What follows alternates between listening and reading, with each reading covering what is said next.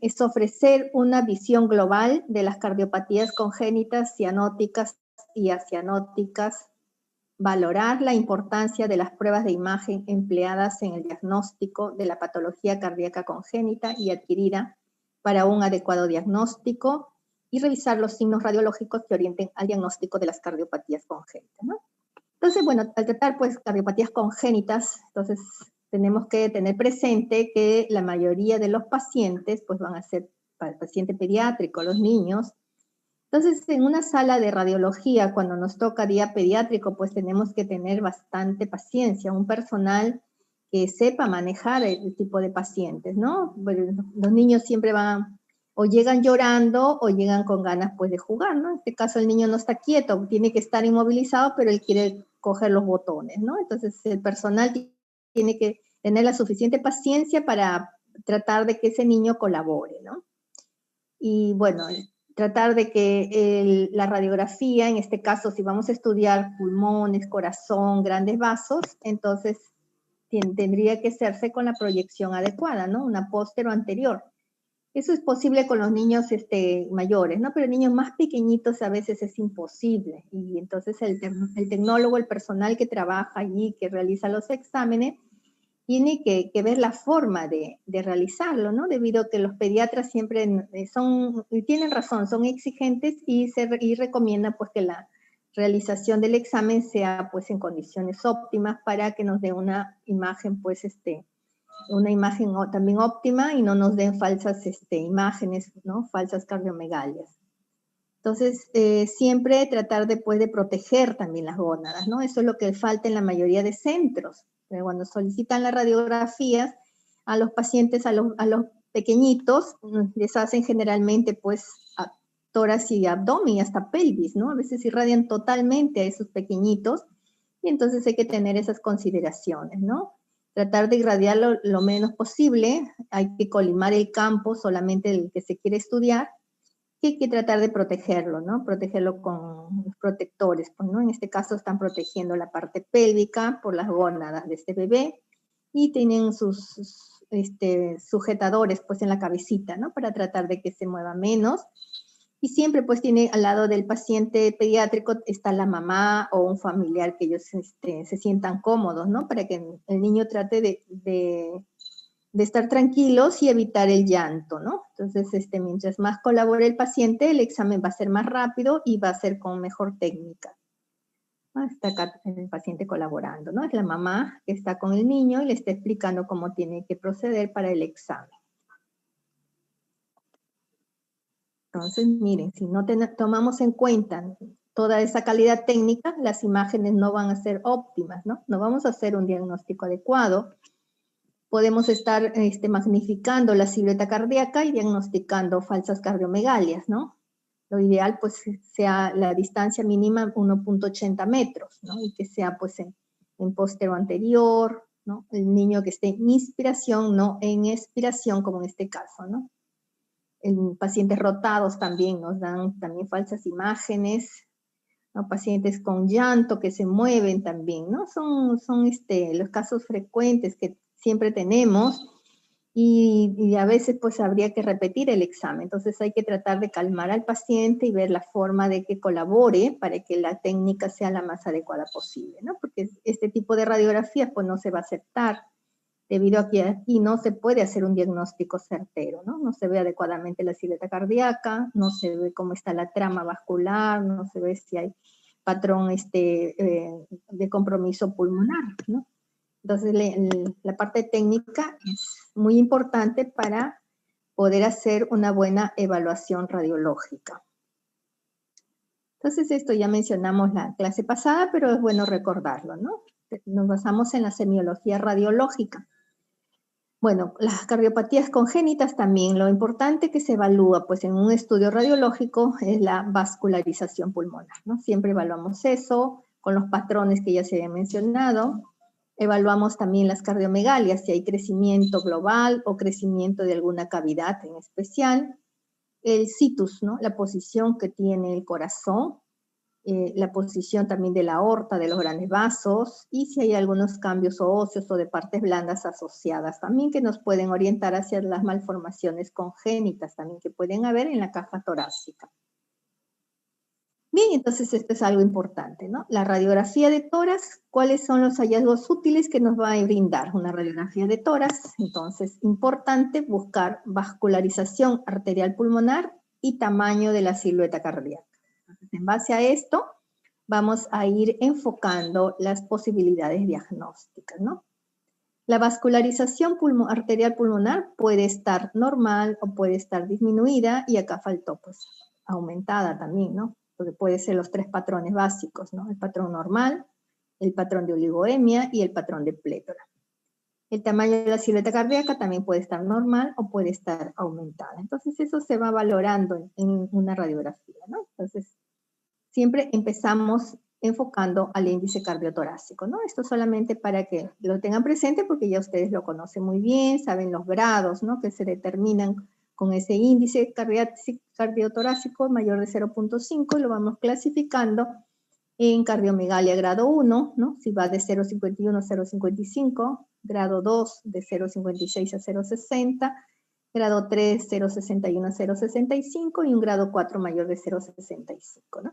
Pero generalmente esto es en la población adulta. En los niños se acepta los índices cardiotorácicos en algunos centros hasta los 0.55, ¿no? Lo consideran todavía en el rango normal. Entonces, por eso es importante también tener en cuenta los criterios técnicos, que no haya sido la placa tomada por muy cerca para no haber magnificado esa silueta cardíaca, ¿no? Y la posición del corazón también, ¿no? Una posición normal o hay algún desplazamiento, pues, ¿no? Sabemos que un tercio del corazón está al lado derecho y 2 tercios a la izquierda. Pero si vemos la inversión, la mayoría en la derecha, entonces ya estamos hablando de una anomalía congénita con posición alterada.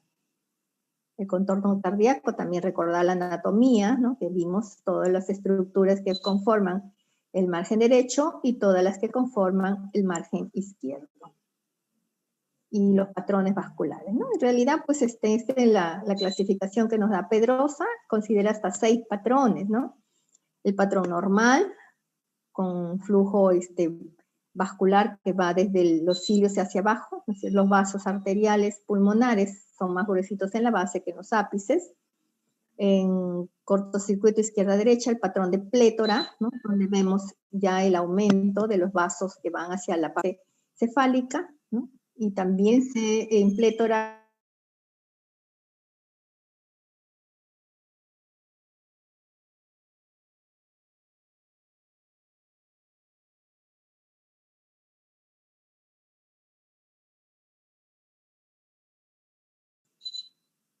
el patrón de hipertensión venocapilar con redistribución. Ya acá está la trama cefalizada, o sea, la que va hacia los ápices más gruesa que la que va hacia las bases, y se asocia, pues, a las líneas de Kerley.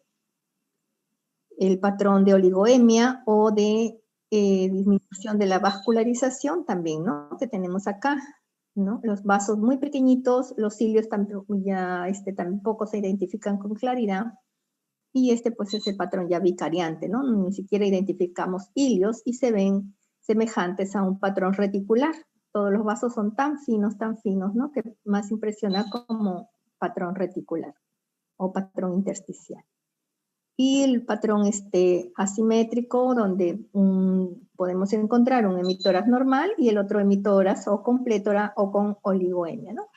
En la práctica, bueno, nosotros utilizamos hasta 3, ¿no? Para efectos prácticos en la radiografía de tórax, ¿no? Hacemos el patrón normal, el patrón de plétora y el patrón de oligoemia, ¿no? Esos serían los más importantes de identificar, o a veces solamente lo simplifican como flujo pulmonar o patrón pulmonar aumentado o patrón pulmonar disminuido, ¿no? Entonces, enfocarnos más en esos 3 tipos de patrones y tratar de identificarlos en una radiografía de tórax.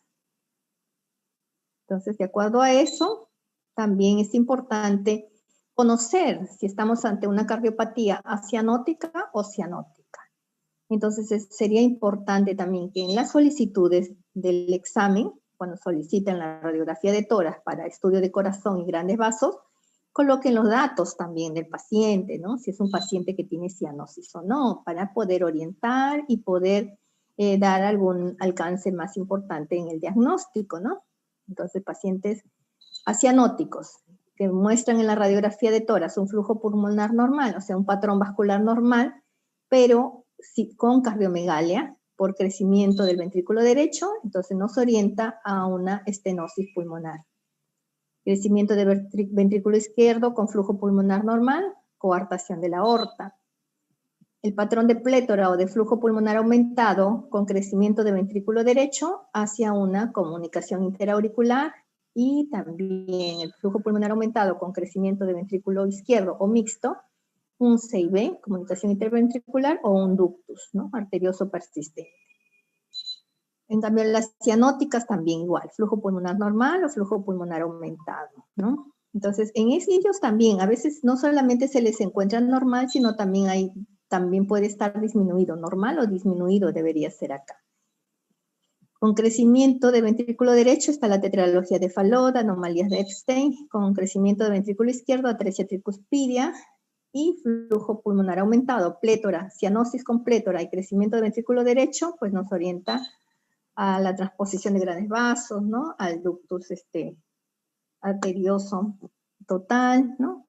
Y las mixtas, con flujo pulmonar aumentado, pues a un tronco o un ventrículo único, ¿no? Y esa es otra clasificación también que nos proporcionan de acuerdo a los cortocircuitos, ¿no? Enfocando un poco a la fisiopatología también, ¿no? De las cardiopatías congénitas acianóticas y las cianóticas. Entonces, con cortocircuito de izquierda a derecha, ¿no? Están el CIB, CIA, ductus, canal auriculoventricular, drenaje venoso anómalo, pulmonar parcial, y de causa obstructiva, ¿no? De corazón izquierdo, coartación de la aorta, estenosis aórtica, estenosis mitral, hipoplasia de ventrículo izquierdo, por insuficiencia valvular y otras, la insuficiencia mitral, insuficiencia aórtica, estenosis pulmonar, estenosis de las ramas pulmonares, ¿no? Y así tenemos en las cianóticas también obstructivas de corazón derecho, tetralogía de Fallot, atresia pulmonar, ventrículo único, atresia tricuspidia con estenosis pulmonar, y de mezcla total, ventrículo único o atresia tricuspidia sin estenosis pulmonar, truncos arterioso, drenaje venoso anómalo pulmonar total, ¿no? Entonces este enfoque más también ayuda cuando se le realiza la ecocardiografía, ¿no? Si tenemos a un paciente pequeño, recién nacido, ¿no? O un niño pequeño, que está manifestando cianosis, entonces son 2 exámenes que tienen que solicitarle debido a la sospecha de cardiopatía congénita, ¿no? Es un paciente que le van a pedir su radiografía de tórax y también una ecocardiografía. Hay que tener presente siempre que el examen ecocardiográfico también debe ser, ¿no? Realizado a todo paciente con sospecha de cardiopatía congénita. Este es el campo, pues, de los cardiólogos, de cardiología. Por eso solamente en esta clase se va a mencionar la ecocardiografía y se va a enfocar más a los hallazgos radiológicos, ¿no? Como una radiografía de tórax. Y acá también esta clasificación de acuerdo a los flujos pulmonares, ¿no? Flujo pulmonar aumentado, flujo pulmonar disminuido o flujo pulmonar normal. O sea, si nosotros lo queremos llamar a nuestro lenguaje radiológico, nosotros decimos patrón vascular normal, patrón vascular de oligoemia y patrón vascular de plétora. Entonces, los 3 patrones importantes que nosotros siempre debemos tener presentes cuando evaluamos la radiografía de tórax, ¿verdad? Y aparte de eso, bueno, añadimos los datos, pues si tiene cianosis o no tiene cianosis. Por eso es importante que nos coloquen siempre o nos proporcionen ese dato de cianosis o no cianosis cuando necesitan el informe radiológico, ¿no? Para nosotros poder orientar también hacia qué cardiopatía congénita podría estar relacionado esos hallazgos en la radiografía de tórax, ¿no? Entonces, patrón de flujo pulmonar normal sin cianosis, tenemos por la estenosis aórtica, coartación de la aorta, ¿no? Y bueno, estenosis de la pulmonar también. Y como pueden ver acá, flujo pulmonar disminuido con cianosis, está pues Fallot, tetralogía de Fallot, anomalías de Epstein, ¿no? Y así como pueden ver, vamos clasificándolo de acuerdo a los hallazgos, ¿no? De patrón pulmonar. Miren, qué importante, ¿no? O lo vas clasificando con patrones o también ambos patrones con crecimiento de las cavidades cardíacas, ¿no? Entonces acá nuevamente, cardiopatías congénitas no cianóticas con flujo aumentado, una comunicación interventricular, comunicación interauricular, persistencia del ductus arterioso. Congénitas no cianóticas con flujo normal o disminuido, estenosis pulmonar o coartación de la aorta, ¿no? Entonces es importante también reconocer algunos signos que tenemos que buscar en las radiografías, ¿no? Entonces sabemos que la comunicación interventricular es un defecto en el tabique interventricular que puede ser de varios tipos, ¿no? Un tipo membranoso que está cerca de la válvula aórtica, un trabecular en el septo muscular, pueden ser múltiples, lo que le confiere, dice al septo, un aspecto característico de queso suizo, infundibular o subpulmonar en el tracto de salida del ventrículo derecho por debajo de la válvula pulmonar, o del septo de entrada por detrás de la válvula septal de la válvula tricúspide, ¿no es cierto? Entonces estos conocimientos y estos signos los buscamos con la ecocardiografía. En cambio, en la radiografía de tórax tenemos nosotros que enfocarnos a los hallazgos en cuanto a la cardiomegalia y en cuanto al patrón vascular, nada más. Entonces aquí, ¿qué caracteriza la comunicación interventricular? Que hay crecimiento de la aurícula izquierda. Y si hay crecimiento de la aurícula izquierda, están todos los signos radiológicos que vimos en la clase pasada, ¿no? ¿Se acuerdan? Fue el de la doble densidad, el signo del tercer mogul, ¿no es cierto? Entonces, y el signo de la bailarina. Entonces, esos tres signos tratamos de buscar. En este caso, bueno, no vemos esa doble densidad. Pero ¿qué estamos viendo? Estamos viendo acá, ¿no? La prominencia acá del mogul. Y bueno, no está buena la placa para enfocarnos y ver pues si el bronquio principal está hacia arriba y que nos dé el signo de la bailarina, ¿no? Entonces acá lo importante es ver el crecimiento, ¿no es cierto?, de la aurícula izquierda y esos signos radiológicos. Y mencionan que la aorta, también el arco aórtico es pequeño, ¿no? Es muy pequeño y también el patrón acá es de plétora, ¿no? Tenemos acá unos hilios ensanchados congestivos. Entonces, ¿sí? Entonces, esos signos radiológicos los buscamos en una radiografía, ¿no? Acá nuevamente. Entonces, cuando los defectos son pequeños, en la radiografía muchas veces la vemos normal, o sea, no hay crecimiento de cavidades, no hay, el patrón vascular está normal y la radiografía de tórax salió normal. Pero ahí es importante, pues, realizarle su ecocardiografía que nos demuestre la presencia de esa comunicación interventricular, ¿no? Entonces ya cuando ya esa comunicación pues es más notoria, el defecto es mayor, ya hay más manifestaciones radiológicas, ¿no? La cardiomegalia y el patrón congestivo vascular, el patrón de plétora vascular pulmonar, ¿no? Son signos entonces de un CIB. Ahora, en un CIA, comunicación interauricular, bueno, sabemos que es un defecto en el tabique interauricular, ¿no? La zona, dice mayormente la zona del foramen oval, pero también puede ser de tipo seno venoso o de seno coronario, ¿no? Es una cardiopatía menos frecuente que la CIB, pero hay que tenerla siempre presente. Entonces aquí dice la sangre pasa de aurícula izquierda a la aurícula derecha. Entonces, ¿quién se dilata? Se dilata la aurícula derecha, ¿no? Al contrario de la CIB, que se dilataba la aurícula izquierda, acá en el CIA se dilata la aurícula derecha.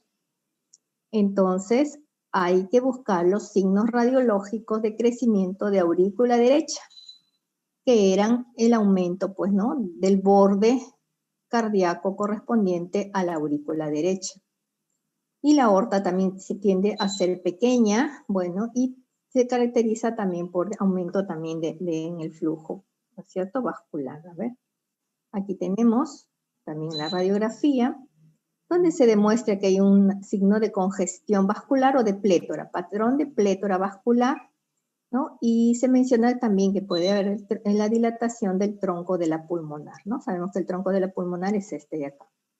Entonces dilata tronco de la pulmonar, hilios ensanchados, ¿no? Congestivos, y flujo vascular congestivo también, o de plétora, ¿no? De plétora. Entonces, esos no son signos que nos orientarían hacia un CIA, ¿no? Comunicación interauricular.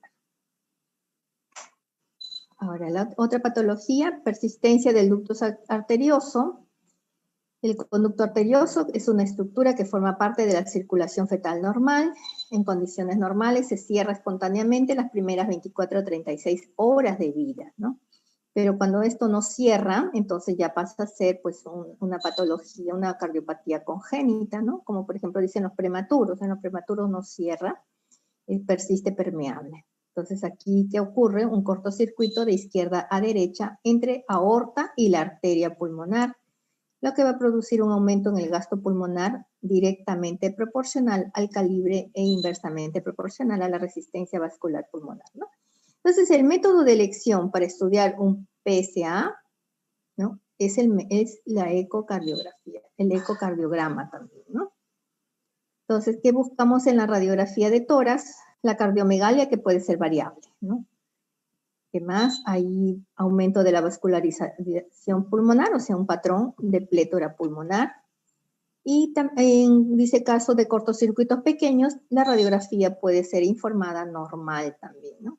Acá sí, la aorta ascendente tiende a dilatarse, ¿no? A diferencia del CIA, CIB, que la aorta era pequeña, acá la aorta se va haciendo más prominente, empieza a dilatarse. Ese arco aórtico se ve ensanchado, ¿no? Ensanchamiento entonces del arco aórtico. Y patrón de plétora, ¿no? Vascular pulmonar. Nuevamente, no es la radiografía de tórax, bueno, tiene buena calidad técnica, pero muchas veces esto de acá es informado normal, ¿no? Estamos mirando, no hay patrón congestivo vascular, se mide el índice cardiotorácico, no me da cardiomegalia, entonces muchas veces es informado normal, pero a veces cuando ya crecen las cavidades, ¿no? Si hay crecimiento de cavidades de derecho, ustedes ya se conocen todos los signos que pueden haber de manifestación, ¿no? De radiológica. Otra patología, coartación de la aorta, ¿no? Entonces, como el mismo nombre dice, hay una zona acá de estrechez de la aorta descendente, ¿no? Entonces, ¿qué signo radiológico nos va a presentar? Dice el signo del 3, ¿no? Esta es una arteriografía donde se demuestra, pues, acá la zona de coartación y que nos está dando este signo del 3, ¿no? La zona de la coartación, que es la zona de estrecha, y la dilatación por arriba y por abajo, ¿no? Poscoartación.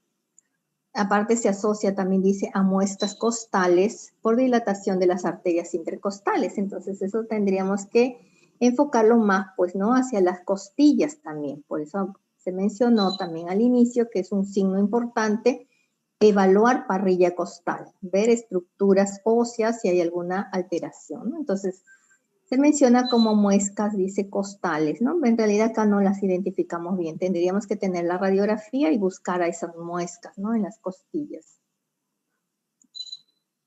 Y acá está nuevamente, entonces tenemos acá en la radiografía de tórax, muchas veces es informada normal, se nos pasa, ¿no? Pero cuando hacemos pues el estudio de una ecocardiografía, lo puede demostrar, una resonancia también, una tomografía también, y anteriormente pues el signo, el método que se empleaba cuando no teníamos la resonancia, pues se hacía las angiografías a esos niños pequeños, ¿no? Para demostrar la zona de la coartación, ¿no? Como en este caso es una arteriografía. Acá está el catéter, ¿no? Que ha ingresado desde la vía femoral, se inyecta el contraste y se demuestra esta zona de estrechez. Entonces el signo del 3 relacionado a la coartación de la aorta.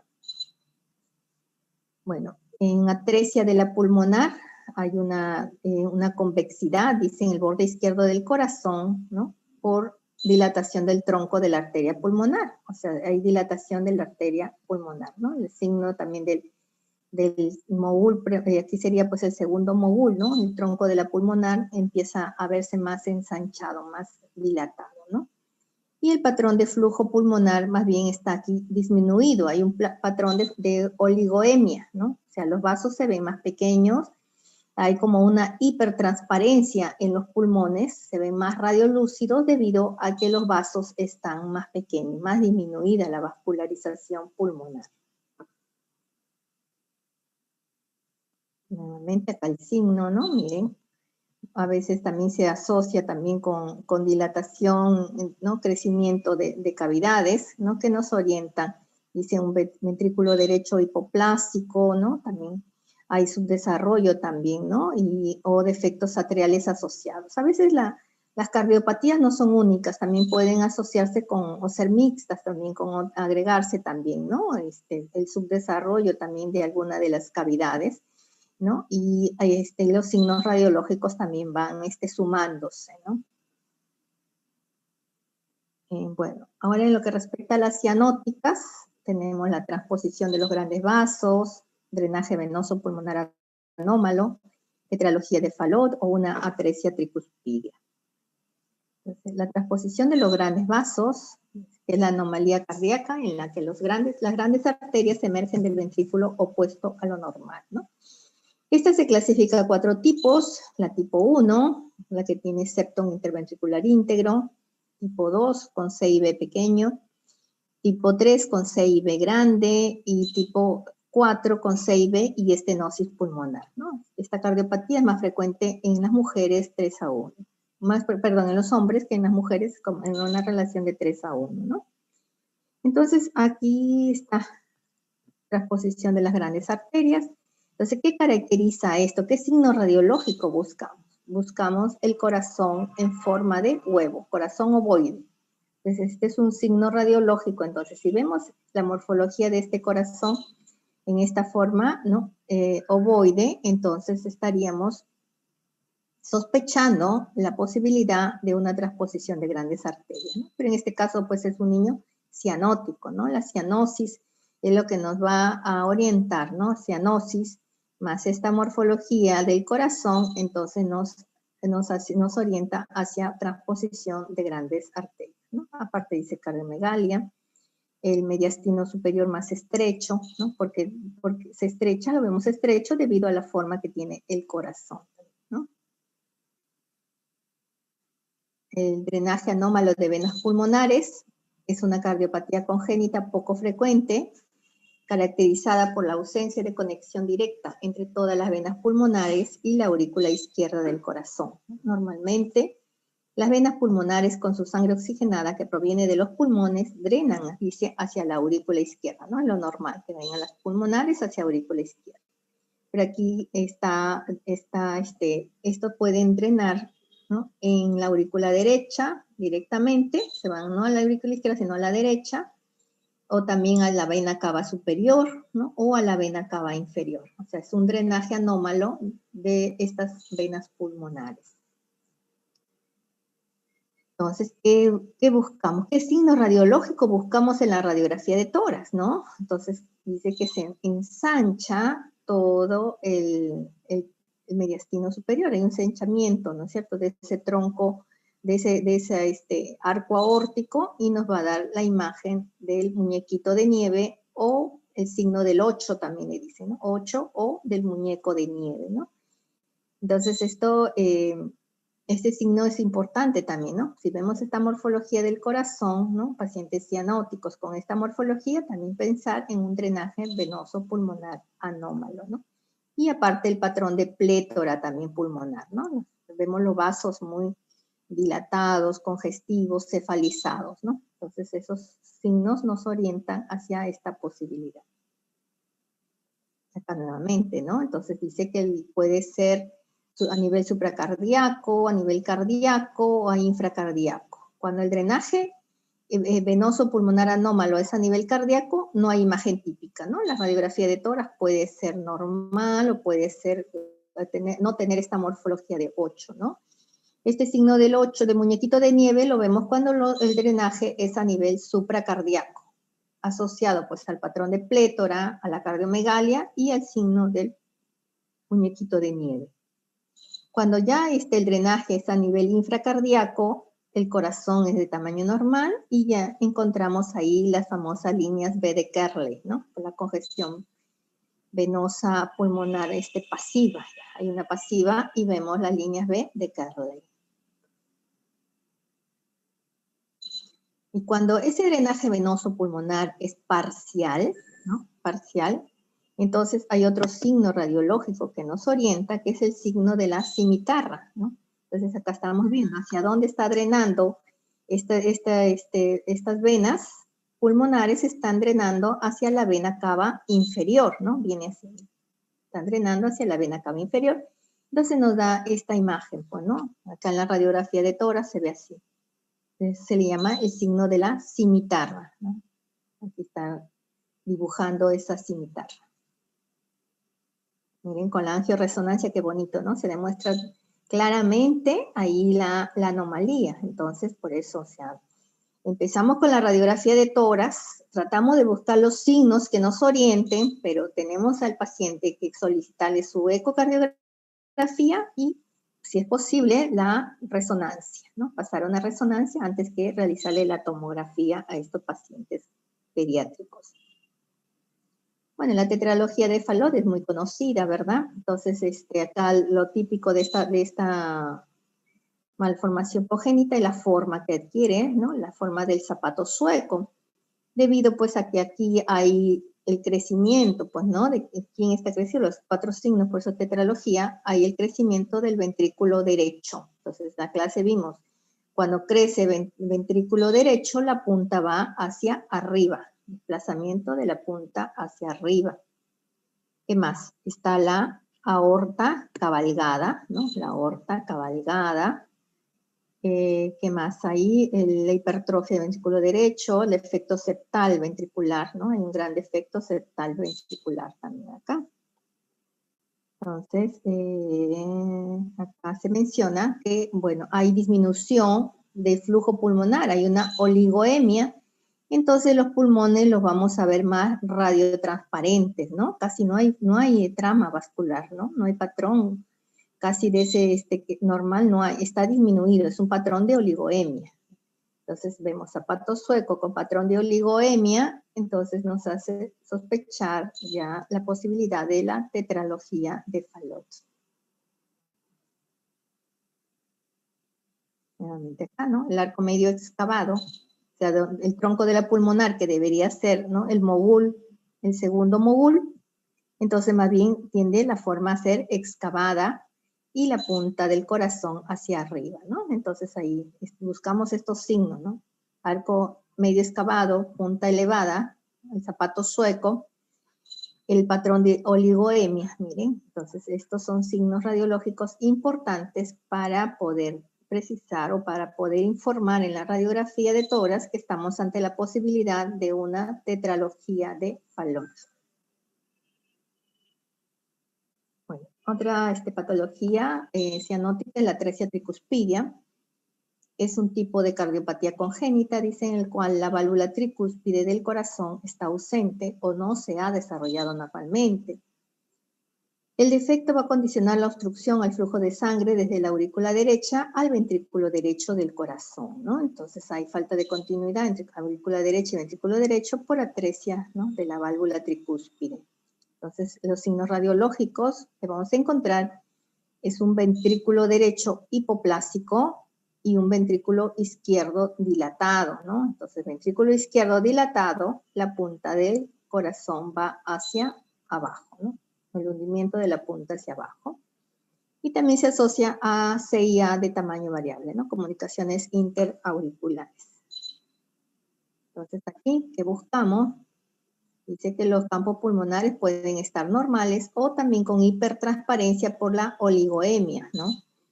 La silueta cardíaca, dice, también puede observarse normal o con ligera cardiomegalia, y cuando está crecida hay que ver el signo de crecimiento de ventrículo izquierdo, la punta hacia abajo. Arco inferior derecho prominente por dilatación de la aurícula derecha, ¿no? Aquí crece aurícula derecha y ventrículo izquierdo. Y hay hipoplasia del ventrículo derecho, ¿no? Entonces, por eso vemos la forma del corazón que toma así, ¿no? forma de que está orientándose más hacia el diafragma, ¿no? La punta orientado hacia el diafragma. Esa es la otra anomalía, bueno, la anomalía de Einstein, dice cuando ya la válvula tricúspide displásica da lugar a la configuración típica, ¿no? Hay un corazón muy, muy agrandado, ¿no? Pero con esa misma forma que habíamos visto, ¿no? Ventrículo derecho hipoplásico, aurícula derecha aumentada de tamaño, ¿no? Hipertrófica, el ventrículo izquierdo también crecido, ¿no? Entonces, esta imagen apunta hacia el corazón, ¿no?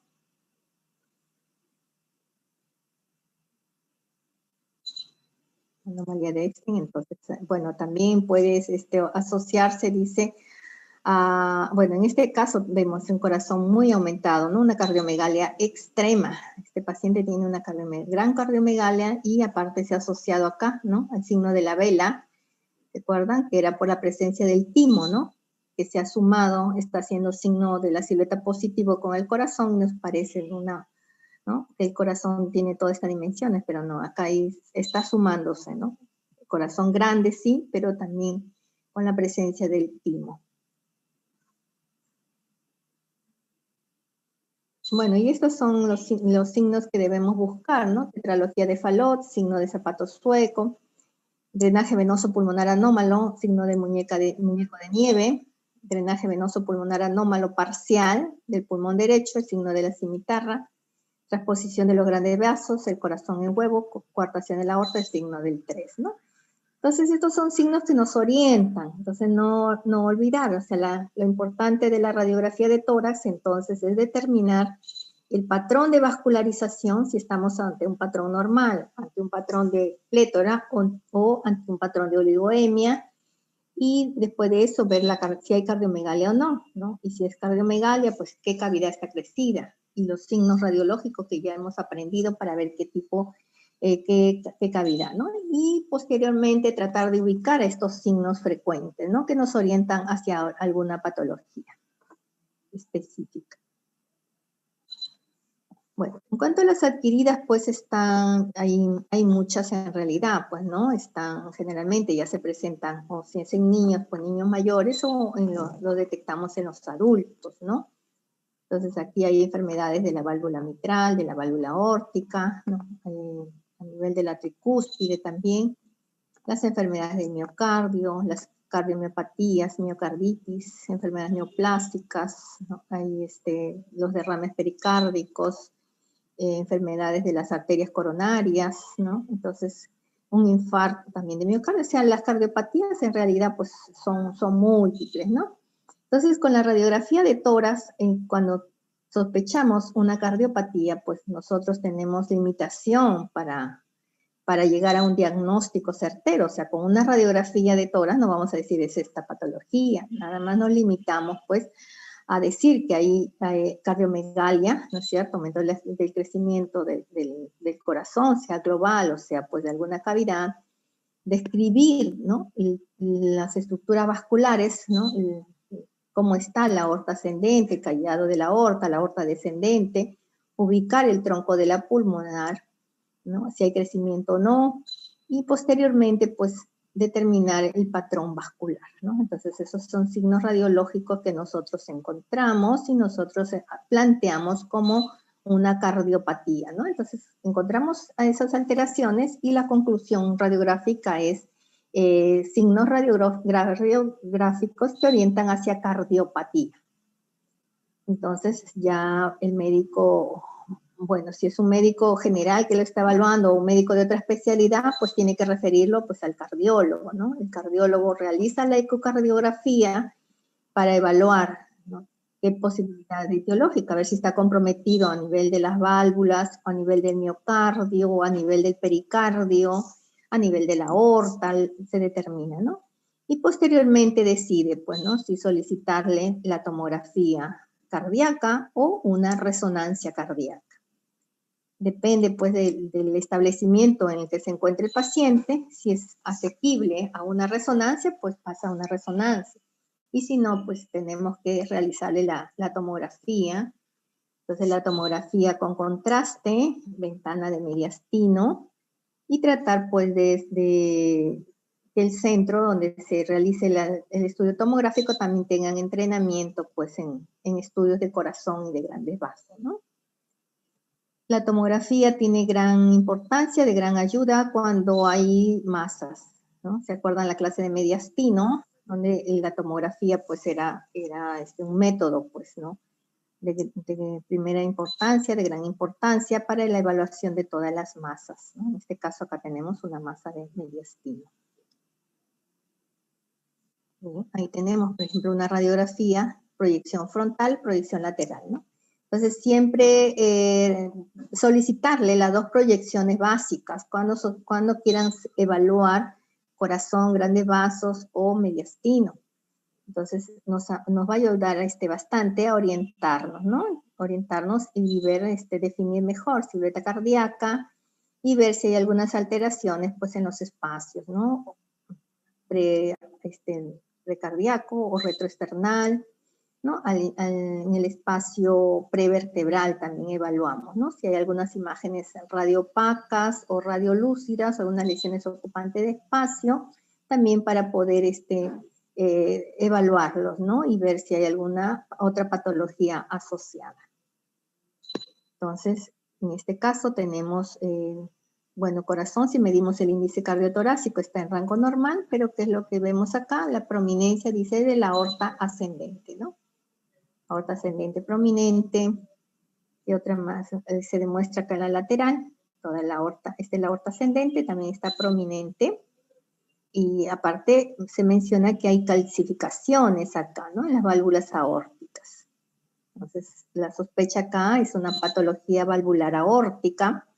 Con esta radiografía no podemos ser concluyentes y decir es una estenosis aórtica, no, tendríamos que hacerle o solicitarle al paciente para que se le realice la ecocardiografía y evalúe mejor esas válvulas aórticas, ¿no? Bueno, todas las miocardiopatías también son enfermedades, dice, de causa desconocida, afectan músculo cardíaco, pueden ser de 3 tipos, ¿no? Miocardiopatías congestivas, miocardiopatías hipertróficas, miocardiopatías restrictivas, ¿no? Entonces, en la radiografía de tórax, ¿qué veríamos? La cardiomegalia, ¿no? Más una cardiomegalia global. Entonces también ahí es importante el cuadro clínico, ¿no? Si vemos esta imagen y el paciente viene con una sintomatología, ¿no? Que orienta hacia problemas del músculo cardíaco, ¿no? Entonces lo podemos plantear como posibilidad.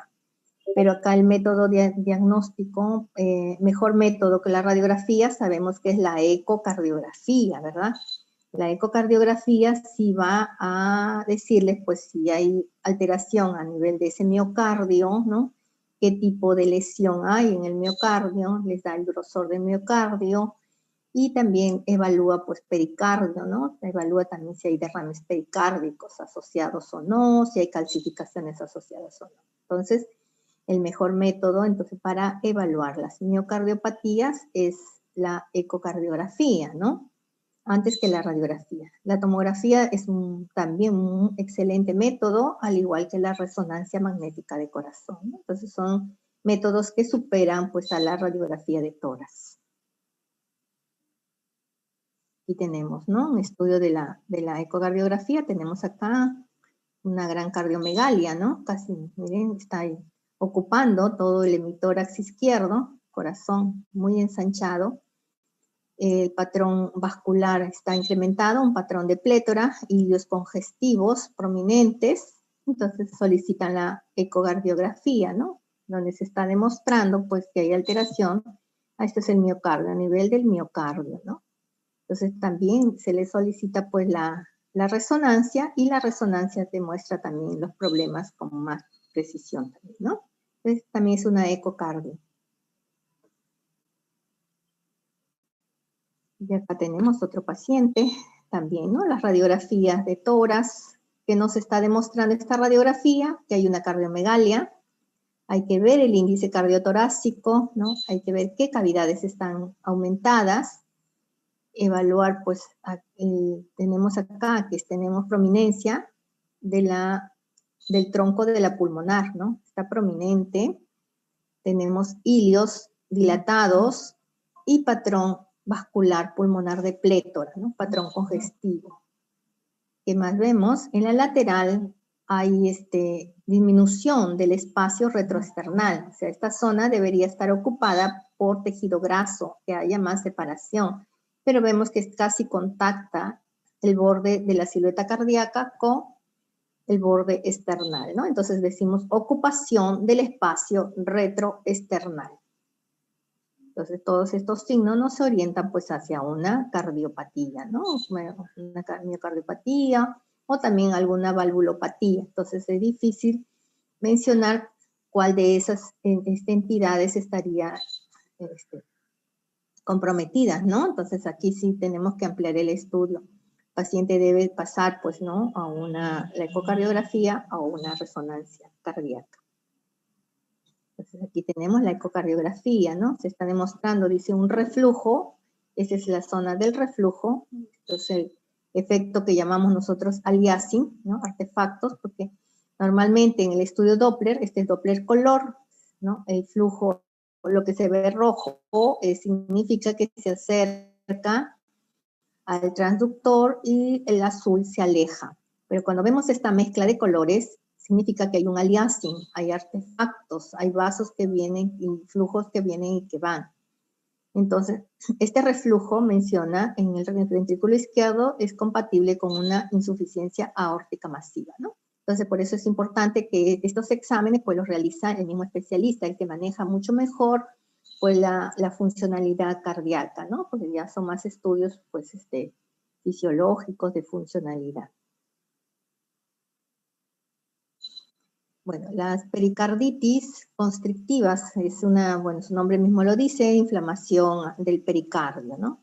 Secundaria, organización de exudados que llevan a la contracción fibrosa y a la calcificación cuando ya se hacen crónicos. Y esto impide posteriormente relleno adecuado del corazón. La afectación es máxima en los surcos aurículo-ventriculares, ¿no? Bueno, entonces radiográficamente, ¿qué vamos a encontrar? También la cardiomegalia. Pacientes presentan alteraciones de silueta cardíaca y aparte también hay dilatación de la vena ácidos, de la vena cava superior, ¿no? Que sería la dilatación de la vena cava superior. Esto no es normal, este margen no es normal, ¿no? Entonces, aparte de eso, también si el problema es crónico, vamos a ver calcificaciones, ¿no?, que rodean la silueta cardíaca, un pericardio calcificado, engrosado calcificado. Entonces, si encontramos todos estos signos, también nos informamos como probabilidad de una pericarditis, ¿no? El paciente tiene problemas en el pericardio. Bueno, hasta allí creo que es una revisión así ligera. He visto que también tienen información en la plataforma para que puedan revisar y también, bueno, van a tener un seminario, me parece, la próxima semana, ¿no?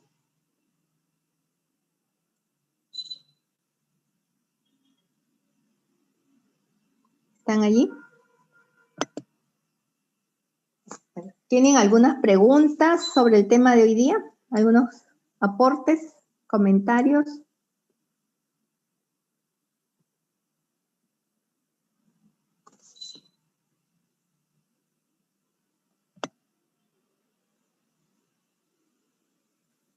No, doctora, sí está claro. Está claro, doctora.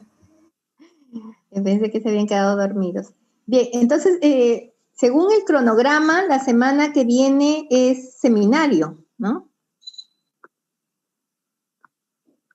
¿Han revisado? Oigan, ¿han mencionado algo? La siguiente semana es el examen, ¿no? La siguiente semana el examen. Ah, ¿y va a haber práctica la otra semana? No. No sabemos. No se está ha avisado escrito. si hay clases o no. No, porque clases sí tengo en el cronograma que me toca dictar clase el viernes y el sábado sería el examen, ¿no? Pero el último clase también vendría en el examen, doctora. Por eso quería confirmarles, porque según el cronograma que tengo, es que el día viernes tengo que dictarles la clase de los métodos vasculares, ¿no?